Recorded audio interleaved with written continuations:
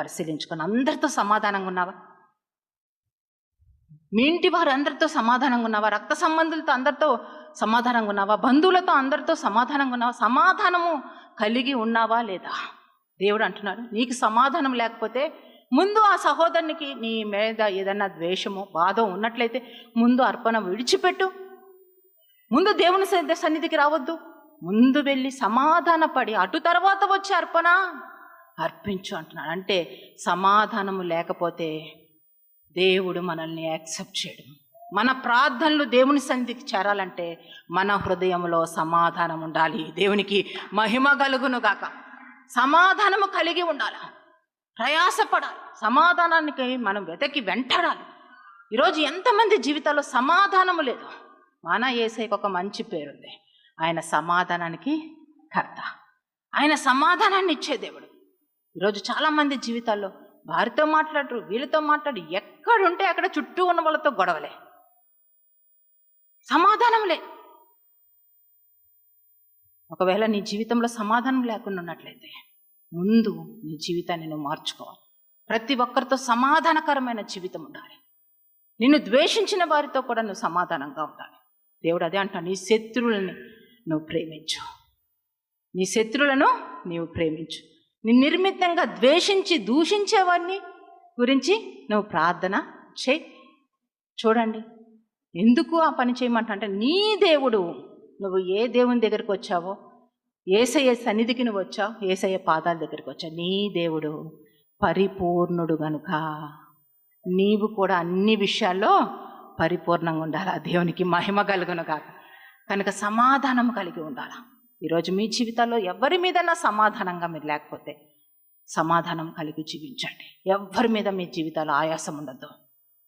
పరిశుద్ధ గ్రంథంలో మనం చూస్తున్నాం, హేబేలు కయ్యూను ఇరువురు అర్పణ తీసుకొని వచ్చారు, దేవుని సన్నిధికి వచ్చారు. హేబేలు అర్పణ దేవుడు అంగీకరించాడు, కయ్యూను అర్పణ దేవుడు అంగీకరించలా. ముందు మనిషిని అంగీకరిస్తున్నాడు, తర్వాత వారిచ్చిన అర్పణను అంగీకరిస్తున్నాడు. ఆ తర్వాత మనకు తెలుస్తుంది కయ్యూని హృదయము సరిగా లేదని. ఆ తర్వాత వచనాల్లో మనకు స్పష్టంగా అర్థమవుద్ది, దేవుని సన్నిధికి అయితే వచ్చాడు కానీ హృదయం మాత్రం దేవునికి అంగీకారంగా లేదు. ఈరోజు దేవుని సన్నిధికి రావడం ముఖ్యము కాదు, దేవునికి అంగీకారంగా నీ హృదయాన్ని మలుచుకోవడం ముఖ్యం. దేవునికి మహిమ కలుగును గాక. ప్రభువా, నా హృదయం నీకు అంగీకారంగా ఉందా లేదా? ప్రభువా, అన్ని విషయాలు నేను సంతోషపెట్టే ప్రియ బిళ్ళగా మేము జీవిస్తున్నామా లేదా? ఈ విధంగా మీరు మీ హృదయాన్ని దేవునికి అంగీకారంగా మలుచుకోండి తప్ప పైపైన మీరు ఏదో భక్తిని చేస్తే దాన్ని బట్టి దేవునికి వచ్చే సంతోషం ఏమీ లేదు. కనుక మీ హృదయాలు దేవుని అంగీకారంగా ఉండాలి. మీ హృదయాలు దేవునికి అంగీకారంగా ఉండాలి. మీ హృదయాలు దేవుని ఎదుట యథార్థంగా ఉండాలి. ఏ రీతిగా మీ హృదయాలు ఉన్నాయి ఒక్కసారి మీరు గుర్తించండి, పరీక్షించుకోండి, పరిశీలించుకోండి. అక్కడ కయ్యూని హృదయంలో ఏముంది? కోపం ఉంది, అసూయ ఉంది, ద్వేషం ఉంది. ఎన్ని మనం చూసాం. నరహత్య చేసేసాడు. తన తమ్ముడైనటువంటి హేబేల్ పట్టుకొని చంపేశాడు. తనలో ఉన్నటువంటి భయంకరమైనటువంటి హృదయము బయటకు వచ్చేసింది.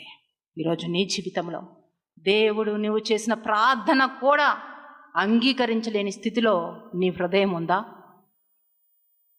నీ హృదయమే దేవుడిచ్చినటువంటి ఆశీర్వాదాలు పొందుకోలేని విధంగా నీ హృదయం ఉందా?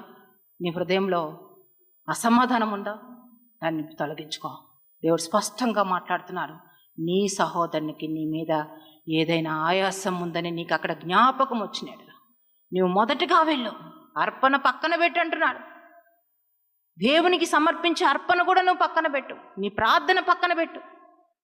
నువ్వు మొదటిగా వెళ్ళి సహోదరునితో సమాధానపడి అటు తర్వాత వచ్చే అర్పణ అర్పించు. ఈరోజు చాలామంది ప్రార్థనలకు జవాబు రాకుండా ఉండడానికి గల కారణము హృదయంలో సమాధానం లేకపోవడం వల్లే. చాలా విషయాల్లో ఆలస్యం అవుతూ ఉన్నాయి. మన దేవుడు సమస్త కార్యాలు చేసే దేవుడు. ఆయన ఆశ్రయించు వానికి ఏ మేలు కొదువై ఉండలేదు. కనుక మీ జీవితాలు ఎక్కడైనా సమాధానాన్ని మీరు కోల్పోయినట్లయితే ఈరోజు సమాధాన పడండి. ప్రతి ఒక్కరితో మీరు సమాధానంగా ఉండాలి. మిమ్మల్ని ఇబ్బంది పెట్టిన వారిని, నో డౌట్ కొంతమంది చాలా ఇబ్బంది పెట్టి ఉండొచ్చు, చాలా విధాలుగా మిమ్మల్ని ద్వేషించవచ్చు, దూషించ ఉండొచ్చు, లేని మాటలు చెప్పి ఉండొచ్చు, అవమానపరిచి ఉండొచ్చు, మిమ్మల్ని ఇబ్బందులు పాలు చేసి ఉండొచ్చు, చుట్టూ ఉన్న వారికి ఏదో చెప్పి మిమ్మల్ని అసహ్యంగా దిగజార్చి ఉండొచ్చు. నో డౌట్ అలాంటి జరిగి ఉండొచ్చు మీ జీవితంలో. కానీ దేవుడు ఏం చెప్తున్నాడంటే, దేవుడు నిన్ను స్వీకరించాలంటే, నీ ప్రార్థన ఆయన అంగీకరించాలంటే నీ హృదయంలో సమాధానం అనేది చూడాలి. యేసయ్య సమాధాన పడండి. సహోదరుని మీద ద్వేషించవద్దు, నరహత్య చేయవద్దు. అదొక ఆజ్ఞ. యేసయ్య చెప్పిన మాటలకు మనం లోబడి ఆయన మాట ప్రకారము జీవించడానికి మనం అన్ని విషయాల్లో మనల్ని మనం తగ్గించుకొని ఆయన నామాన్ని మహిమపరచడానికి ఒక శ్రేష్టమైన తీర్మానాలు తీసుకుందామా? దేవునికి మహిమ కలుగును గాక. యెహోవా నన్ను కరుణించుమా, నా దేవా